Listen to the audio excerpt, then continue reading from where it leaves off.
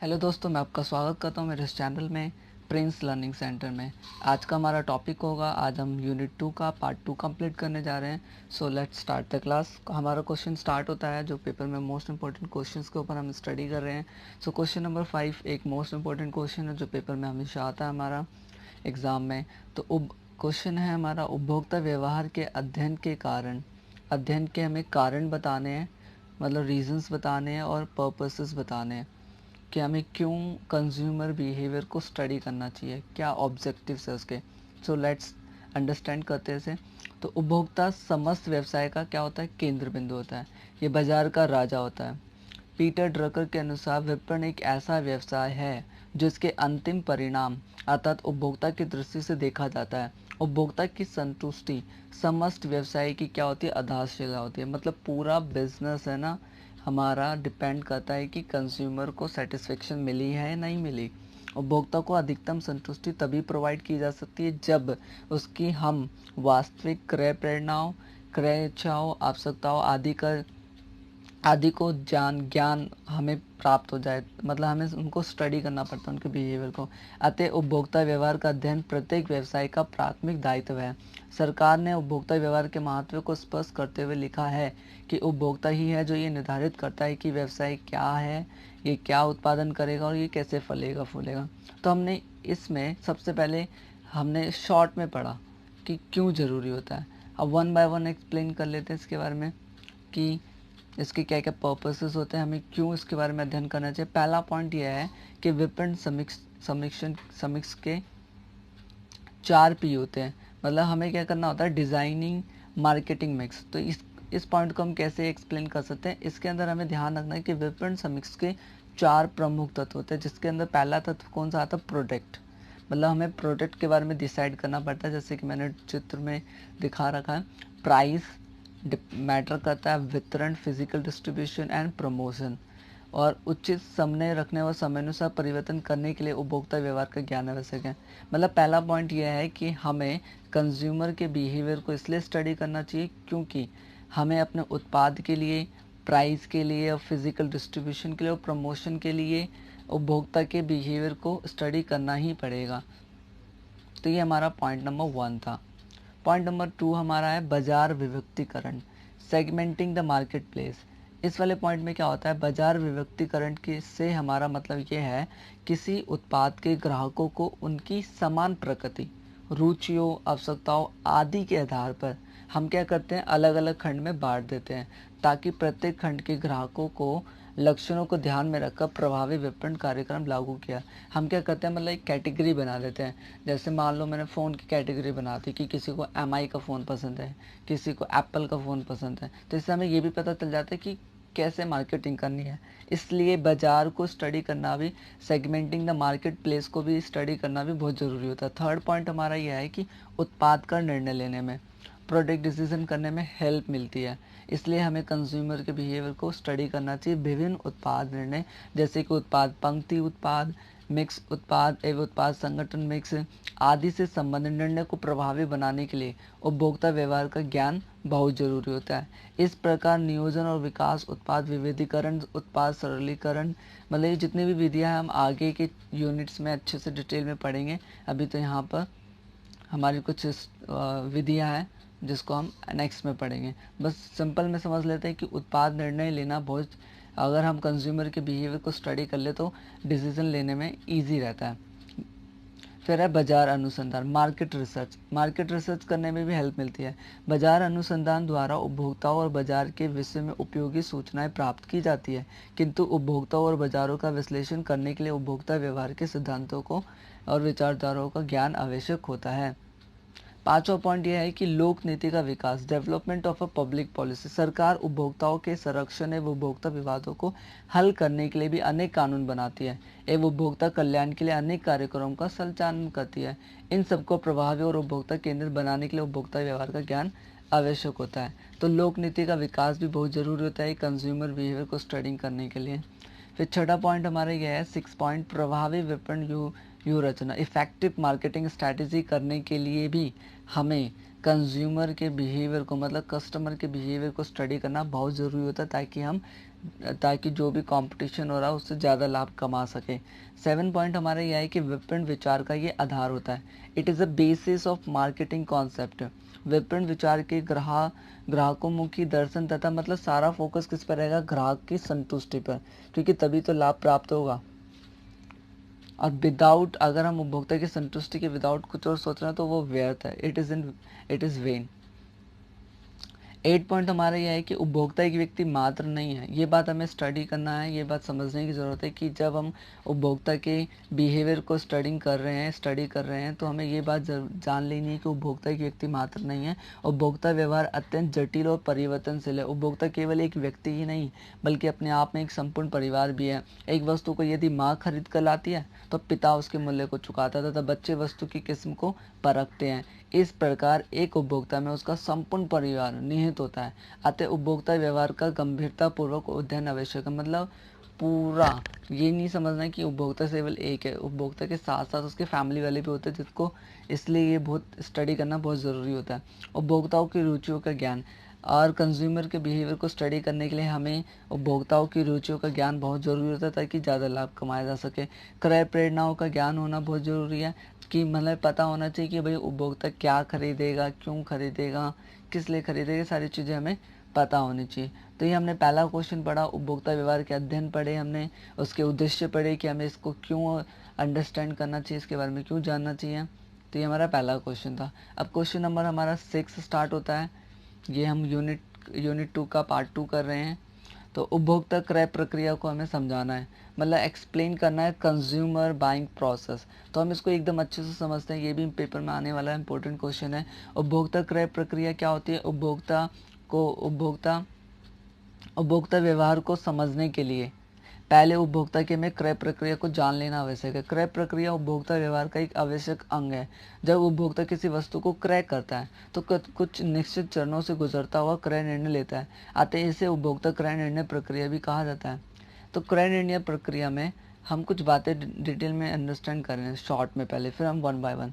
सर्वप्रथम मतलब सबसे पहले असंतुष्ट आवश्यकताओं को पहचाना जाता है। सबसे पहले क्या किया जाता है कि असंतुष्ट आवश्यकताओं को पहचाना जाता है। दूसरा पॉइंट यह है कि आवश्यकता की पूर्ति हेतु विभिन्न उपलब्ध ब्रांडों और वस्तुओं में से विकल्पों का पता लगाया जाता है। मतलब फिर देखा जाता है, मान लो कि पहले हमने असंतुष्ट आवश्यकताओं को पहचाना, फिर उसमें से चुना कि कौन सा चाहिए, फिर उनका मूल्यांकन किया, फिर जो सबसे सर्वोत्तम होता है फिर उसका क्रय निर्णय ले लिया जाता है। यहाँ पर क्रय निर्धारण प्रक्रिया तो समाप्त हो जाती है, परंतु एक विपणन प्रबंधक को उपभोक्ता को के क्रय करने के बाद के व्यवहार का पता लगाना आवश्यक होता है, जिसको क्रय के बाद वाला व्यवहार कहते हैं। यह भी क्रय प्रक्रिया का क्या होता है, एक अंग होता है। इसको थोड़ा और डिटेल में देख लेते हैं ताकि बेटर अंडरस्टैंडिंग मिल सके।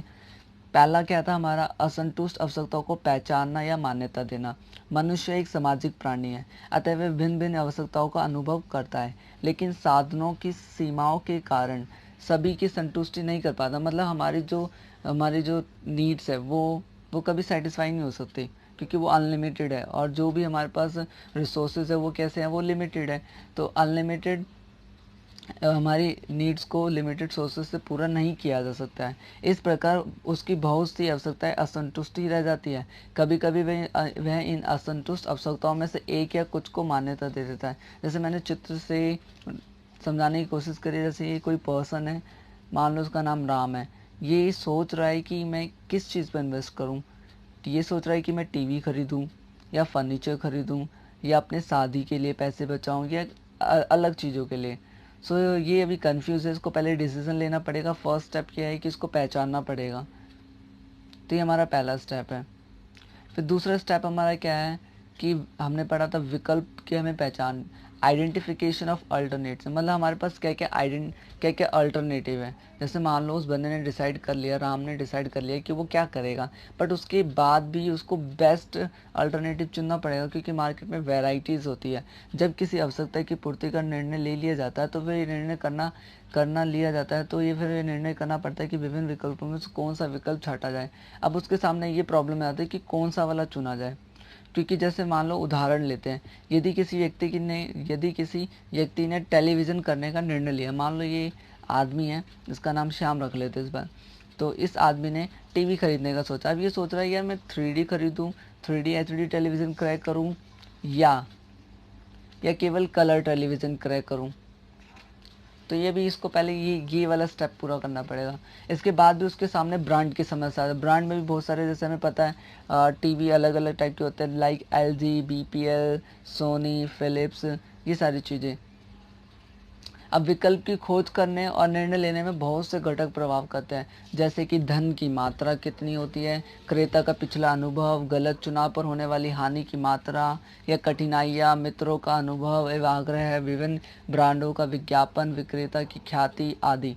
फिर थर्ड पॉइंट हमारा यह है कि हमें विकल्पों का मूल्यांकन करना पड़ता है। जैसे मान लो हमने असंतुष्ट आवश्यकताओं का पता लगा लिया, फिर विकल्पों का चुनाव भी कर लिया अब हम विकल्पों का मूल्यांकन, अब हमें ये देखना है कि कौन सा ज़रूरी है, कौन सा ज़्यादा मैटर करता है। क्रय निर्णय प्रक्रिया तीसरा चरण विकल्पों का मूल्यांकन करना है। इसमें विभिन्न विकल्पों के लाभों और सीमाओं मूल्यांकन किया जाता है और सर्वोत्तम विकल्प को चुना जाता है। पर्याप्त सूचनाओं के संकलन बाद विभिन्न विकल्पों का मूल्यांकन करना तथा उनमें से किसी श्रेष्ठ विकल्प का चयन करना आसान हो जाता है। जब कोई विकल्प कीमत, लाभ, किस्म, डिज़ाइन आदि सभी दृष्टियों से सर्वोत्तम है तो उसका चयन आसानी से किया जा सकता है। किंतु जब दो से अधिक विकल्प समान रूप से आकर्षक या लाभप्रद प्रतीत होते हैं तो उपभोक्ता को सचेतन रूप से उसका विश्लेषण एवं मूल्यांकन करना होता है। मतलब थर्ड पॉइंट यह है कि हमें उसका वैल्यूएशन करना पड़ता है, विकल्पों का मूल्यांकन करना पड़ता है, जो कि एक इम्पॉर्टेंट है। फिर क्या होता है, हमारा फोर्थ पॉइंट यह है कि हमें क्रय निर्णय परचेज डिसीजन लेना पड़ता है। मान लो हमने सब कुछ डिसाइड कर लिया, अब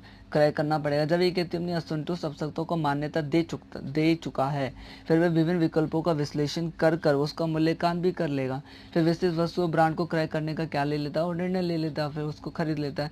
बट इसके बाद पांचवा पॉइंट हमारा क्रय उपरांत मूल्यांकन, इसके बाद का भी वैल्यूएशन करनी पड़ती है। ये विपणन प्रबंधक के नज़रिए के अनुसार होता है। क्रय प्रक्रिया क्रय निर्णय के साथ ही समाप्त नहीं हो जाते। उपभोक्ता का क्रय उपरांत व्यवहार, मतलब आफ्टर सेल्स की बात हो रही है यहाँ पर, व्यवहार विपणनकर्ता को कई बातों की महत्वपूर्ण जानकारी देता है। इस एक विपणन प्रबंधक को क्रेता की भावनाओं का मूल्यांकन करना चाहिए और ये पता लगाना चाहिए कि उपभोक्ता पूर्ण संतुष्ट है। इसको उपभोक्ता क्रय करने के बाद का व्यवहार कहते हैं। एक संतुष्ट ग्राहक विज्ञापन का कार्य करता है और पुनः बिक्री में सहयोग देता है। तो ये हमारा क्वेश्चन नंबर 2 था, जिसको हमने समझा कि पूरा प्रोसेस समझा कि हमने कंज्यूमर बाइंग प्रोसेस क्या होता है, क्या स्टेप्स होते हैं, वन बाय वन में स्टडी करा। अब हम नेक्स्ट क्वेश्चन की ओर बढ़ते हैं। इस क्वेश्चन में है कि उपभोक्ता के क्रय व्यवहार को प्रभावित करने वाले घटकों को स्पष्ट करना है हमें। अभी तक हमने उपभोक्ता के बाइंग प्रोसेस को समझा, उपभोक्ता के व्यवहार के कारण को पढ़ा कि क्यों क्यों हमें करना चाहिए। अभी ये पढ़ रहे हैं कि इसके व्यवहार को, क्रय व्यवहार को, बाइंग प्रोसेस को कौन कौन से ऐसे फैक्टर्स हैं जो इफेक्ट करते हैं। तो उपभोक्ता व्यवहार को निर्धारित करने वाले या प्रभावित करने वाले जो घटक है, उपभोक्ता या क्रेता व्यवहार सदा एक सा नहीं रहता, हमें इस बात को अंडरस्टैंड करना पड़ेगा। उसमें समय समय पर परिवर्तन होता रहता है। उपभोक्ता व्यवहार अनेक घटकों से निर्धारित और संचालित होता है, जिन्हें निम्न श्रेणियों में विभाजित किया जा सकता है। पहला घटक है सांस्कृतिक घटक, सामाजिक घटक, व्यक्तिगत घटक, मनोवैज्ञानिक घटक। तो इन चारों को हम वन बाय वन स्टडी करेंगे। इनके खुद के कुछ पॉइंट्स होते हैं, उनको भी अच्छे से देख लेते हैं। पहला है सांस्कृतिक घटक, मतलब कल्चरल फैक्टर्स। सांस्कृतिक घटकों को उपभोक्ता व्यवहार पर गहरा प्रभाव पड़ता है। इस संबंध में निम्न घटकों की भूमिका महत्वपूर्ण होती है। पहला है सांस्कृतिक घटक का पहला पॉइंट है संस्कृति। उपभोक्ता की संस्कृति उसकी आवश्यकताओं या व्यवहार की मूलभूत निर्धारक। एक बच्चा अपनी संस्कृति से तो अपने मूल्य, प्राथमिकताओं, विश्वासों, अभिव्यक्तिताओं को विकसित करता है। ऐसे उपभोक्ता जो उपलब्धि, सफलता, व्यवहारिकता, कार्यकुशलता, संस्कृति में विश्वास रखते हैं, उनका क्रय व्यवहार भिन्न प्रकार का होगा। और ऐसी संस्कृति में कंप्यूटर एवं तकनीकी उत्पादों का विशेष महत्व होता है। तो सांस्कृतिक घटक में पहला है संस्कृति। ये भी तो क्रय प्रोसेस का हम ये समझने की कोशिश कर रहे हैं। मान लो मैं कुछ सामान परचेज करने गया, तो मुझे क्या क्या चीज़ें मैं देखूंगा वहाँ पर, मैं बस उसी चीज़ को लिस्ट वाइज कर रहा हूँ। तो पहला पॉइंट ये भी हो सकता है ना, सांस्कृतिक घटक का पहला पॉइंट संस्कृति, मेरा कल्चर जो जैसा होगा मैं वैसी चीज़ें परचेज करूँगा। दूसरा क्या है, उप संस्कृति। उप संस्कृति में राष्ट्रीयता, मेरा धर्म, जाति समूह, भौगोलिक प्रदेश, ये भी तो प्रभावित करता है। मान लो मैं किस धर्म का हूँ, या मैं किस समूह का हूँ, या मैं किस राष्ट्र में पैदा हुआ। मतलब मान लो अगर हम दिल्ली के हैं तो दिल्ली जैसी वैसी चीज़ों को खरीदते हैं, अगर जिस जगह हम रहते हैं वैसी चीज़ों को खरीदा जाता है। अब विपणनकर्ता इन्हीं के आधार पर बाजार का विविधीकरण करके उपभोक्ता की आवश्यकताओं की पूर्ति के लिए उत्पादों तथा विपणन कार्यक्रम की रचना करता है। थर्ड पॉइंट हमारा यह है कि सामाजिक वर्ग। आज समाज विभिन्न वर्गों में विभाजित है। जाति प्रणाली सामाजिक वर्ग भेद को दर्शाती है। सामाजिक वर्गों की क्रय आवश्यकताएं भिन्न भिन्न है। उनकी जरूरतें उनकी मान्यताओं और मूल्यों के अनुसार होती है। ये भिन्नताएं उपभोक्ता व्यवहार को प्रभावित करते हैं। मतलब सोशल क्लास वाला पॉइंट भी हमें अंडरस्टैंड करने की जरूरत होती है। अब हम पढ़ रहे हैं सामाजिक घटक। हमने पढ़ा सांस्कृतिक घटक, उसके हमने 3 पॉइंट पढ़े, संस्कृति, उपसंस्कृति, देन सामाजिक वर्ग। अब हमें सामाजिक घटक के अंदर पहला पॉइंट है संभव समूह। इस रेफरेंस ग्रुप में क्या होता है, इनमें सभी समूह शामिल है जो प्रत्यक्ष और अप्रत्यक्ष रूप से व्यक्ति के दृष्टिकोण को प्रभावित करते हैं। सदस्य समूह में 2 प्रकार के समूह होते हैं, मतलब हमारे जो सदस्य होते हैं घर के अंदर वो भी 2 प्रकार के, प्राथमिक समूह में और द्वितीयक समूह में। प्राथमिक समूह में व्यक्ति का जो परिवार आ सकता है, उसके मित्र आ सकते हैं, मंडली तथा पड़ोसी आदि शामिल है। द्वितीयक समूह में धार्मिक, पेशेवर तथा कर्मचारी संघ आदि आते हैं। समूह समाजीकरण का प्रमुख आधार है, अतः ये सभी समूह व्यक्ति की जीवन शैली, अभिव्यक्ति, आदतों, आकांक्षाओं का निर्माण करते हैं। समूह अनेक प्रकार के दबाव डालकर व्यक्ति के क्रय व्यवहार को संचालित करते हैं। दूसरा पॉइंट यह है कि फैमिली, क्रेता व्यवहार की दृष्टि से उपभोक्ता की माता पिता तथा उसकी पत्नी या बच्चों का परिवार दोनों ही महत्वपूर्ण होते हैं। विपणन की दृष्टि से परिवार की संरचना, भूमिकाएं आदि सभी घटक अपना प्रभाव रखते हैं। आज परिवारों में संबंध प्रारूपों बदलाव आने से क्रेता का व्यवहार बदला जा रहा है। आज परिवारों में पत्नी और बच्चों की भूमिका प्रधान हो गई। मतलब एक हस्बैंड को या एक डैड को अपने बच्चों के लिए और अपनी वाइफ के लिए उन पर ध्यान देना पड़ता है, उनकी चीज़ों, उनकी नीड्स को पूरा करना पड़ता है। इसलिए नए उत्पादों जैसे धुलाई की मशीनों, रसोई घर उत्पाद, फर्नीचर, कारपेट आदि का प्रचलन अब बढ़ चुका है। थर्ड पॉइंट है कि भूमिका और परिस्थिति, रोल्स एंड स्टेटस। एक व्यक्ति जीवन भर अनेक भूमिका निभाता है। एक लड़की का पिता घर में पुत्री, पति के घर में पत्नी, माँ अपने तथा कार्य संगठन में विभिन्न प्रबंधक की भूमिका निभा सकती है। प्रत्येक भूमिका की एक विशेष परिस्थिति होती है। व्यक्ति अपनी विभिन्न भूमिकाओं तथा परिस्थितियों के अनुसार ही उत्पादों का चयन करे। मतलब हमारी भूमिका, हम क्या रोल अदा कर रहे हैं वो भी मैटर करता है, तभी हम चीज़ों को परचेज करते हैं।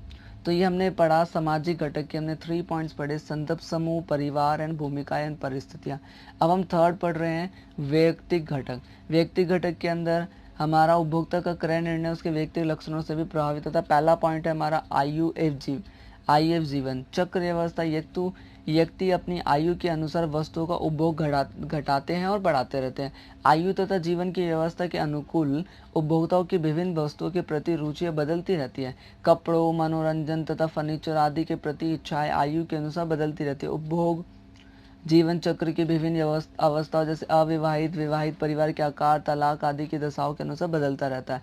आर्थिक दशाएं, ये भी क्रय निर्णय को प्रभावित करती है उपभोक्ता के। और उत्पाद या ब्रांड का चयन व्यक्ति की आय पर भी निर्भर करता है। आर्थिक दशा मतलब उपभोक्ता की रियलिटी, मतलब वो कितना अर्न करता है, ये भी सारी चीज़ें भी मैटर करती है। आय स्रोतों, खर्च योग्य आय, बचत, संपत्ति या ऋण लेने की शक्ति आदि घटकों को शामिल किया जाए। ये घटक उत्पादों के चयन को प्रभावित करते हैं। तो ये हमारा सेकंड पॉइंट था व्यक्तिगत घटक का। थर्ड पॉइंट है उपभोक्ता का साख, कंज्यूमर क्रेडिट। यदि किसी क्रेता को कोई वस्तु उधार मिल रही है तो उसका व्यवहार कुछ और होता है, और जब वस्तु नगद मिलती है तो उसका व्यवहार कुछ और होता है। तो ये भी एक पॉइंट है जो प्रभावित करता है। जीवन शैली, लाइफस्टाइल भी है जो व्यक्ति घटक हमने डाला पर्सनल फैक्टर्स में। उपभोक्ता की जीवन शैली उसकी रुचि और दृष्टिकोण और कार्यों से झलकती है। जीवन शैली जीवन को जीने का एक ढंग है जो व्यक्ति के क्रय व्यवहार को भी प्रभावित करता है। एक व्यक्ति की जीवन शैली परंपरागत, रूढ़िवादी अथवा आधुनिक या उद्यमी किस्म की हो सकती है। उच्च उपलब्धि की महत्वाकांक्षा रखने वाले व्यक्तियों का क्रय प्रारूप अन्य व्यक्तियों से अलग होता है। तो ये हमारा पॉइंट नंबर 4 था। अब पॉइंट नंबर 5 पढ़ लेते, व्यक्ति की पर्सनालिटी भी मैटर करते हैं। जब हम कोई भी चीज़ खरीदने जाते हैं, एक व्यक्ति की पर्सनालिटी की वजह से वो खरीदता है। व्यक्तिगत मनोवैज्ञानिक लक्षण जैसे आत्मविश्वास, प्रभाव, स्वतंत्रता, सामाजिकता, अनकलंसितता आदि पर निर्भर है। किसी भी व्यक्ति के व्यक्तिगत तथा उत्पाद और ब्रांड चयन में गहन संबंध होता है। व्यक्तिगत के लक्षण में भी क्रय व्यवहार को ये प्रभावित करते हैं। छठा पॉइंट यह है कि सेल्फ कॉन्सेप्ट, स्वयं को देखने का ढंग अथवा स्वयं छवि को स्वयं धारणा कहते हैं। व्यक्ति अपनी वास्तविक छवि अथवा आदर्श छवि को ध्यान में रखकर ही वस्तु का क्रय करता है। लोगों का व्यक्तिगत उनके द्वारा प्रयोग में लाई जाने वाली वस्तुओं तथा उनके ब्रांडों से झलकता है। तो स्वयं धारणा उपभोक्ता व्यवहार को क्या करती है, प्रभावित करती है। तो ये हमने व्यक्तिगत घटक के 6 पॉइंट्स पढ़े। अब हम मनोवैज्ञानिक घटक के बारे में पढ़ लेते हैं। जब कोई एक उपभोक्ता किसी वस्तु का क्रय करता है तो उसका क्रय व्यवहार निम्न मनोवैज्ञानिक घटकों से भी प्रभाव मतलब साइकोलॉजिकल फैक्टर्स भी मैटर करते हैं। पहला है मोटिवेशन, अगर बंदा मोटिवेट रहेगा तो वो चीज़ों को परचेज करेगा। फिर है परसेप्शन, उसका परसेप्शन कैसा है, उसका अवबोध कैसा है। एक अभिप्रेरित उपभोक्ता का क्रय व्यवहार उसके द्वारा किए गए स्थिति के अवबोध पर निर्भर होगा। वह स्थिति को कैसे समझता है, मतलब वो कैसे उसका परसेप्शन कैसा है, उसके अकॉर्डिंग वो।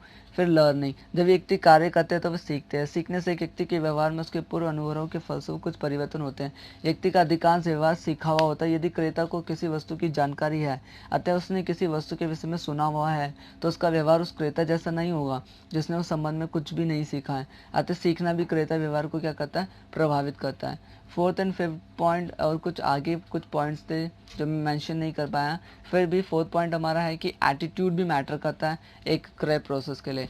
फिर है परसीव्ड रिस्क, कभी कभी रिस्क भी लेता है, कभी कभी कंज्यूमर रिस्क भी लेता है कस्टमर। फिर है नव प्रवृत्तिशीलता, ये भी प्रभावित करती है। फिर क्रय का महत्व है, ये वाला पॉइंट भी मनोवैज्ञानिक घटक के अंदर आते हैं। तो अभी तक हमने ये सब क्वेश्चन को स्टडी करा, अब नेक्स्ट क्वेश्चन की ओर आगे बढ़ते हैं। नेक्स्ट क्वेश्चन हमारा 8 क्वेश्चन है, क्रय प्रेरणाओं से आप क्या समझते हैं। विपणन में क्रय प्रेरणाओं का महत्व स्पष्ट करना है। प्रेरणाओं के निर्धारण में आने वाली कठिनाइयों को भी हमें स्पष्ट करना है। मतलब सबसे पहले हम ये समझेंगे कि क्रय प्रेरणाओं से हम समझते क्या है, फिर विपणन क्रय प्रेरणाओं का महत्व पढ़ेंगे, फिर उसके बीच में कठिनाइयों को पढ़ेंगे। तो what do you mean by buying motives, explain the importance of buying motives in marketing, also explain the difficulties in determining buying motives. क्रय प्रेरणा से अर्थ क्या है, क्रय प्रेरणा के अर्थ को स्पष्ट करने के लिए पूर्व प्रेरणा शब्द को स्पष्ट करना आवश्यक है। प्रेरणा या प्रयोजन से अर्थ उस दशा से जो ये बताती है कि एक व्यक्ति कोई कार्य क्यों करता है, कहाँ जा सकता है। कि प्रेरणा एक व्यक्ति एक ऐसी आवश्यकता है जिसकी संतुष्टि के लिए मानव द्वारा किया जाता है। मतलब प्रेरणा मोटिवेशन ही तो है। मतलब मान लो अगर कोई बंदा कुछ खरीदने गया, अगर वो मोटिवेट ही नहीं है तो वो क्यों खरीदेगा। इस प्रकार क्रय प्रेरणा एक प्रेरणा है जिसकी संतुष्टि के लिए वस्तु को क्या किया जाता है, क्रय करने के लिए मजबूर किया जाता है, मतलब उसको उत्साहित किया जाता है। जैसे यदि किसी व्यक्ति को भूख लगी है तो यह उसके मस्तिष्क की स्थिति है, ये भूख मिटाने के लिए उसके द्वारा वस्तुओं को क्रय किया जाता है। इस प्रकार उसकी अभी क्रय प्रेरणा क्या होगी, भूख मिटाना, क्योंकि उसको भूख लग रही है। अब इसके महत्व को हम वन बाय वन स्टडी कर लेते हैं। क्रय प्रेरणाओं का वर्गीकरण हमने 2 पार्ट्स में करा है। पहला है प्राथमिक क्रय प्रेरणाएं, फिर है सहायक क्रय प्रेरणाएं। तो प्राथमिक क्रय प्रेरणाएं वे प्रेरणा है तो जो जन्मजात होती है, जैसे खाने और पीने की प्रेरणा, आराम की प्रेरणा, पारिवारिक कल्याण की प्रेरणा आदि। फिर है मतलब ये जो क्वेश्चन है हम इसमें बाइंग प्रोसेस को अंडरस्टैंड कर रहे हैं, बाइंग मोटिव्स को, क्यों हम बंदे का क्यों, मतलब जो भी पर्सन है वो क्यों खरीदता है। प्रेरणाओं में सहायक क्रय प्रेरणाओं में वे प्रेरणाएं आती है जो एक व्यक्ति ने समाज में रहते हुए सीख लिया है। जैसे सौदेबाजी की प्रेरणा, सफाई की प्रेरणा, मित्रता की प्रेरणा, व्याख्या की सुविधा के लिए क्रय प्रेरणाओं को निम्न वर्गों में विभाजित किया जा सकता है। अब हम इसको भी डिटेल में पढ़ लेते हैं, जिसके अंदर हमारा पहला, जिसका हम सहायक क्रय प्रेरणाओं को थोड़ा डिटेल में बता रहे हैं, कुछ पॉइंट्स है उसको डिटेल में पढ़ लेते हैं। फर्स्ट तो प्राथमिक क्रय प्रेरणाओं तो नॉर्मल था, सेकंड वाले को अच्छे से स्टडी कर लेते हैं। सेकंड वाले में सहायक क्रय प्रेरणाओं के अंदर अर्जित एवं अनावर्तित क्रय प्रेरणाएं, acquired and inherent buying motive, ये वे प्रेरणाएं जो सीखी हुई होती है, जैसे मित्रता, लाभ, स्वच्छता, फैशन, सामाजिक प्रतिष्ठा, सुविधा, विश्वसनीयता आदि अर्जित क्रय प्रेरणाएं कहलाती हैं। इन प्रेरणाओं का विकास सामाजिक परिस्थिति के अनुसार होता है और ये प्रेरणाएं जिनका संबंध मानवीय प्रवृत्ति से होता है, इन्हें सीखना नहीं पड़ता बल्कि व्यक्ति में जन्मजात होती है। जैसे भूख, प्यास, आराम, सुरक्षा, नींद आदि विधान के अनुसार इन प्रेरणाओं को कोई भी व्यक्ति सीखता नहीं है, प्रत्येक व्यक्ति इन प्रेरणाओं के साथ ही पैदा होता है। फिर दूसरा क्या है, प्राथमिक एक चयनात्मक क्रय प्रेरणाएं, ये वे प्रेरणाएं जो वस्तु के क्रय हेतु प्रेरणा देती है, प्राथमिक क्रय प्रेरणाएं कहलाती है। उदाहरण किसी व्यक्ति में टेलीविजन खरीदने की प्रेरणा प्राथमिक क्रय प्रेरणा कहलाएगी। इसमें किसी विशेष ब्रांड का टेलीविजन खरीदने की प्रेरणा शामिल नहीं है, परंतु जब कोई क्रय प्रेरणा किसी विशेष ब्रांड की वस्तु क्रय करने के लिए प्रेरणा दी होती है तो ये चयनात्मक, मतलब प्राथमिक, पहला मान लो बंदा मतलब पर्सन टीवी खरीदना चाहता है, वो फर्स्ट है। देन अगर उसने उसका सिलेक्शन कर लिया तो then it is called selective buying motives. परंतु जब कोई क्रय प्रेरणा किसी विशेष ब्रांड की वस्तु क्रय करने के लिए जाता है तो उसको चयनात्मक प्रेरणा, जैसे उदाहरण फिलिप्स टेलीविजन का क्रय करने की प्रेरणा। थर्ड पॉइंट है जागरूक एवं शुद्ध क्रय प्रेरणा। विद्यमान आवश्यकताओं की पूर्ति हेतु क्रेताओं की खरीद को प्रोत्साहित करने वाली क्रय प्रेरणाएं जागरूक क्रय प्रेरणाएं कहलाती है। इन क्रय प्रेरणाओं की उत्पत्ति नहीं होती है, बल्कि ये तो क्रेता के मस्तिष्क में पहले से ही होती है। भौतिक एवं मनोवैज्ञानिक क्रय प्रेरणाएं। भौतिक क्रय प्रेरणाएं वह है जो मनुष्य में विद्यमान होती है, जैसे भूख, प्यास, नींद, आराम आदि। परंतु मनोवैज्ञानिक क्रय प्रेरणा ये वे है जो मानव और मनोविज्ञान पर आधारित हो, जैसे गर्व, भय और आदि। ये भौतिक मनोवैज्ञानिक। फिर विवेकात्मक भावनात्मक क्रय प्रेरणा, rational and emotional buying motives. विवेकात्मक क्रय प्रेरणाओं से अर्थ उन क्रय प्रेरणाओं से जो सावधानी, तर्क शक्ति, स्व अनुमोदन से जुड़ी होती है। इन प्रेरणाओं में ले जाने की सुविधा, उपयोग, परिचालन, कुशलता, विश्वसनीय सेवाएं, मितव्ययिता आदि को शामिल किया जाता है। भावनात्मक क्रय प्रेरणा वे है जो व्यक्ति को क्रय करने के लिए उकसाती है। तो हमने पहला, इसके अंदर भी 2 पार्ट्स है। विवेकात्मक मतलब रैशनल, जो कि हमने पढ़ा है कि जो हमारे उससे जुड़ी होती है, हमारे विवेक से जुड़ी होती है कि हमें चीज़ों को क्या, जैसे हमें पता है कि विवेक हमारा क्या होता है। फिर है भावात्मक मतलब हमारी जो इच्छाएं हैं, जैसे इच्छाओं के कुछ पॉइंट्स है जिसको मैं बता देता हूँ। जैसे फियर, कभी कभी फियर के कारण भी होता है। जैसे फियर को मैं एक्सप्लेन करता हूँ। वह एक नकारात्मक प्रेरणा है, परंतु ये बहुत ही शक्तिशाली प्रेरणा है। प्रत्येक मनुष्य अपने आप को जीवित रखना चाहता है, तो वह चाहता है कि उसे सभी प्रकार की सुरक्षा मिलती रहे, इसलिए भी वो परचेज करता है। दूसरा क्या, लव। लव के कारण भी पर्सन परचेज करता है, उसका बाइंग मोटिव होता है। क्रेता कभी कभी प्रेम या स्नेह प्रेरणाओं के कारण भी वस्तुओं का क्या करता है, क्रय करता है। फिर क्या, थर्ड पॉइंट फैशन। ये हम जो लास्ट पॉइंट है, फिफ्थ का कुछ पॉइंट्स है, उसको भी अंडरस्टैंड कर रहे हैं। फैशन के कारण भी वो उसको प्रेरणा का आधार होता है। प्राइड, कभी कभी प्राइड के कारण, कंफर्ट के कारण, हेल्थ के कारण, अपनी हैबिट के कारण, and desire of money, more money के लिए भी वो करता है। वैनिटी के लिए भी करता है। झूठा मतलब झूठा अभिमान दिखाना या दिखावा करने के लिए भी कभी कभी लोग चीज़ों को खरीदते हैं कि देखो मेरे पास कार है, ये है, ऐसे ऐसे चीज़ों के लिए भी। फिर अधिकार दिखाने के लिए भी वो ऐसे करते हैं। अब हम पढ़ लेते हैं कि विपणन में क्रय प्रेरणाओं का महत्व है। हमने ये तो पढ़ लिया कि माई बाइंग मोटिव्स होता क्या है, उसके कुछ पॉइंट्स हमने स्टडी कर लिए। अब हम ये पढ़ लेते हैं कि ये क्यों ज़रूरी है, मतलब इम्पोर्टेंस क्या है बाइंग मोटिव्स की। तो पहले इम्पोर्टेंस क्या है, वस्तु नियोजन और क्रय प्रेरणाएं। यदि उपभोक्ता किसी वस्तु की उत्तम पैकिंग चाहते हैं तो यह किसी विशेष रंग, रूप और डिज़ाइन पर बल देते हैं, तो वस्तु का नियोजन करते समय इसका ध्यान अवश्य ही रखा जाना चाहिए। यदि ऐसा नहीं किया गया तो वांछित लाभ अर्जित नहीं किए जा सकेंगे तथा वस्तु बाजार में असफल हो जाएगी। सेकेंड पॉइंट क्या, मूल्य नीति और क्रय प्रेरणाएं। एक संस्था की मूल्य नीति भी क्रय प्रेरणाओं से प्रभावित होती है। यदि उपभोक्ता भावात्मक क्रय प्रेरणाओं से प्रभावित होकर क्रय करता है तो ऐसी वस्तु का मूल्य ऊंचा रखा जा सकता है। यदि उपभोक्ता विवेकशील क्रय प्रेरणाओं से प्रभावित होकर क्रय करता है तो ऐसी वस्तु का मूल्य कम ही रखना चाहिए। इसी प्रकार मतलब प्राइस भी मैटर करता है, एक उपभोक्ता के बाइंग मोटिव्स को ये भी प्रभावित करता है। अगर प्राइस ठीक नहीं होगा तो उपभोक्ता नहीं खरीदेगा, उपभोक्ता को फील आना चाहिए। फिर थर्ड पॉइंट है संवर्धन नीति एवं क्रय प्रेरणा है। संवर्धन क्रियाओं से में व्यक्ति विक्रय, विज्ञापन, विक्रय संवर्धन संबंधी बातें आती है। इनसे संबंधित नीतियों भी क्रय प्रेरणाओं से प्रभावित होती है और उनको ध्यान में रखकर निश्चित की जाती है। क्रय प्रेरणाओं के अनुरूप ही विज्ञापन मतलब बाइंग मोटिव्स को मद्देनजर रखते हुए ही हमें प्रमोशन करना चाहिए, एडवर्टाइजमेंट करनी चाहिए और विक्रयकर्ता को प्रशिक्षित किया जाता है कि ताकि विक्रय संवर्धन क्रियाएं की जा सकती हैं। फिर फोर्थ पॉइंट हमारा क्या है, वितरण माध्यम नीतियाँ क्रय प्रेरणा है। क्रय प्रेरणा वितरण माध्यम नीतियों को भी प्रभावित करती है। यदि वस्तु इस प्रेरणा से क्रय की जा रही है कि वस्तु की मुफ्त मरम्मत सुविधा उपलब्ध है, मतलब आफ्टर सेल्स वाली चीज़ें भी मैटर करती है कि आफ्टर सेल्स क्या क्या फैसिलिटीज़ मिल रही है, उपभोक्ता की सब चीज़ें भी पसंद आती हैं। यह व्यवस्था इस प्रकार की होनी चाहिए कि स्थान पर उस वस्तु की मरम्मत सुविधा देने वाले मिल जाए। इस प्रकार यदि वस्तु सुविधाजनक प्राप्ति के आधार पर क्रय की जा रही है तो उसके वितरण की व्यवस्था स्थान पर की जानी चाहिए। उपयोग विवेचन से स्पष्ट है कि क्रय प्रेरणा विपणन पर प्रभाव डालती है। अतः एक विपणन प्रबंधक को विपणन संबंधी बातों को तय करते समय उनका ध्यान अवश्य ही रखना चाहिए। लास्ट है कि क्रय प्रेरणाओं के निर्धारण में कठिनाइयाँ। जब हम ये बाइंग मोटिव्स करते हैं तो इसके बीच में है ना उसको डिसाइड करने के लिए भी कुछ डिफ़िकल्टीज आती है। क्या क्या डिफ़िकल्टीज आती है, एक निर्माता के सामने जो उसको प्रोड्यूस करता है। प्रत्येक विपणन प्रबंधक ये जानने का प्रयास करता है कि क्रेता के क्रय करने में क्या प्रेरणा रही है। इन क्रय प्रेरणाओं का पता लगाना एक कठिन काम होता है। इसका कारण यह है कि प्रेरणाएं विविध, गुप्त और जटिल होती है।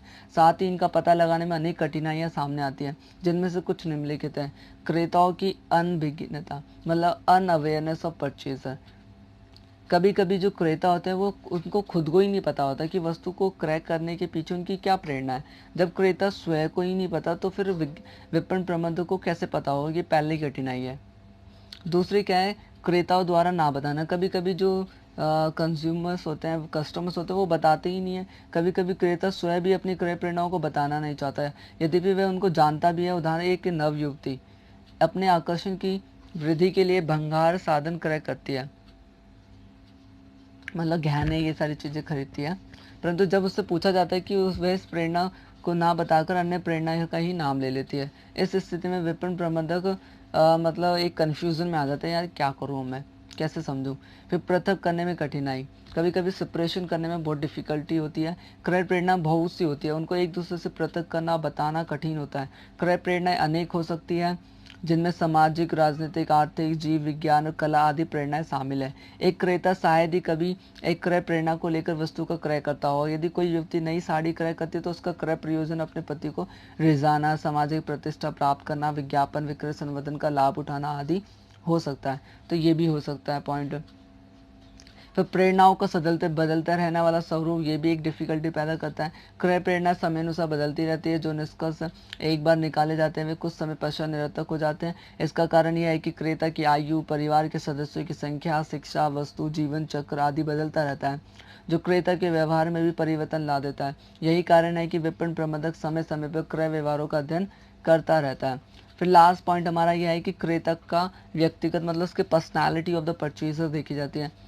ये भी एक कठिनाई पैदा करता है। प्रत्येक क्रेता का अपना पर्सनालिटी होती है। इसका परिणाम ये होता है कि दो व्यक्ति एक सा व्यवहार नहीं करते, सबका बिहेवियर अलग अलग होता है। इसलिए एक विपणन प्रबंधक को सबका बिहेवियर अंडरस्टैंड करने में बहुत टाइम लगता है। यद्यपि उनके प्रयोजन एक से हो सकते हैं, ये भी हो सकता है कि प्रयोजन तो अलग अलग हो परंतु उनके व्यवहार एक से हो। उपयुक्त व्याख्या से स्पष्ट है कि क्रय प्रेरणाओं के निर्धारण का कार्य आसान नहीं होता, परंतु फिर भी विपणन के क्षेत्र में इनका अध्ययन बहुत ही आवश्यक होता है। क्रय प्रेरणाओं के आधार पर ही उचित विपणन कार्यक्रम बनाया जा सकता है। सो आई होप आपको यूनिट 2 का पार्ट 2 भी अच्छे से समझ में आ गया होगा। तो हमने यूनिट 1 कंप्लीट कर लिया है, यूनिट 2 हमने कंप्लीट कर लिया है। अगर आप यूनिट 2 को देखने से पहले आप पहले यूनिट 1 देखो, क्योंकि आपको ज़्यादा अंडरस्टैंड मिलेगा। क्योंकि जो ये चल रहा है यूनिट 1 यूनिट 2 ये एक प्रोसेस वाइज है। अगर आपको यूनिट 1 नहीं समझ में आई तो यूनिट 2 आपको बिल्कुल भी समझ में नहीं आएगी। क्योंकि यूनिट 1 में हमने इंट्रोडक्शन पढ़ा है, अगर आपका इंट्रोडक्शन ही नहीं आपको समझ में आया तो यूनिट 2 आपको डिफ़िकल्ट लगेगी या ऊपर से जाएगी। इसलिए मैं आपसे रिक्वेस्ट करूँगा कि आप पहले मेरी पुरानी वीडियो को देखें, यूनिट 1 की वीडियो को, उसके पार्ट 1 पार्ट 2 को अंडरस्टैंड करें, देन यूनिट 2 के पार्ट 1 पार्ट 2 को देखें। नेक्स्ट वीडियो में कल अपलोड करूँगा जिसमें हम यूनिट 3 के बारे में पढ़ेंगे, अंडरस्टैंड कर। तो thanks for watching my videos and new videos are coming soon, so keep supporting my channel and subscribe my channel Prince Learning Center and hit the like button. And if you need notes, so contact me on my number. Thank you.